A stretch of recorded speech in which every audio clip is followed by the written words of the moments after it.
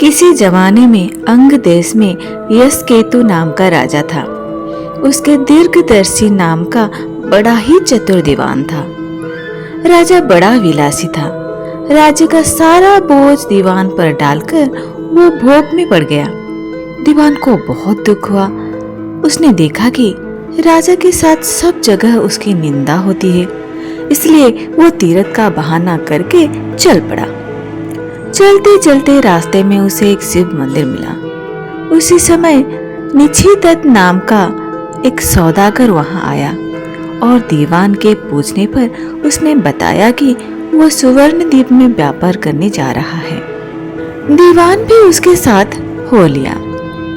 दोनों जहाज पर चढ़कर सुवर्ण द्वीप पहुंचे और वहां व्यापार करके धन कमाकर लौटे।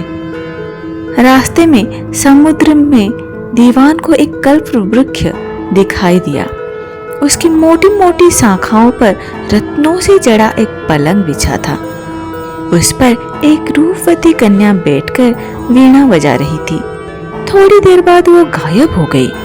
पेड़ भी नहीं रहा। दीवान बड़ा चकित हुआ। दीवान ने अपने नगर में लौटकर सारा हाल कह सुनाया। इस बीच इतने दिनों तक राजकाज को चलाकर राजा सुधर गया था और उसने विलासिता छोड़ दी थी। दीवान की कहानी सुनकर राजा उस सुंदरी को पाने के लिए बेचैन हो उठा और राज्य का सारा काम दीवान पर सौंपकर तपस्वी का वेश बनाकर वहां पहुंचा। पहुंचने पर उसे वही कल्पवृक्ष और वीणा बजाती कन्या दिखाई दी। उसने राजा से पूछा, तुम कौन हो? राजा ने अपना परिचय दे दिया।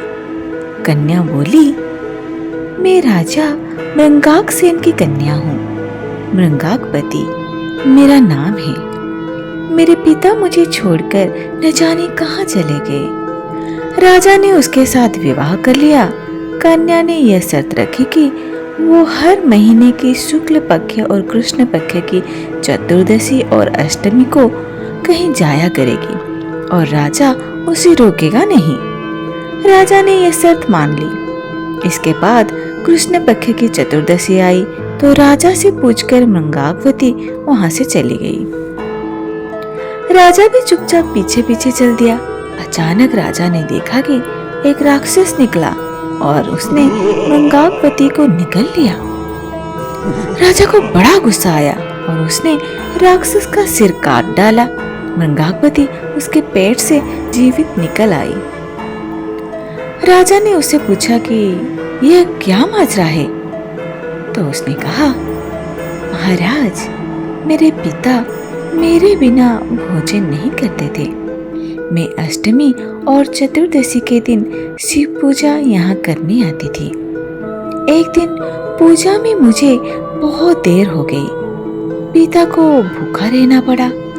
देर से जब मैं घर लौटी तो उन्होंने गुस्से में मुझे श्राप दे दिया कि अष्टमी और चतुर्दशी के दिन जब मैं पूजन के लिए आया करूंगी तो एक राक्षस मुझे निगल जाया करेगा और मैं उसका पेट चीरकर निकला करूंगी। जब मैंने उनसे श्राप छुड़ाने के लिए बहुत अनुनय की तो वो बोले, जब अंग देश का राजा तेरा पति बनेगा और तुझे राक्षस से निगली जाते देखेगा तो वो राक्षस को मार देगा, तब तेरे शाप का अंत होगा। इसके बाद राजा उसे लेकर नगर आया।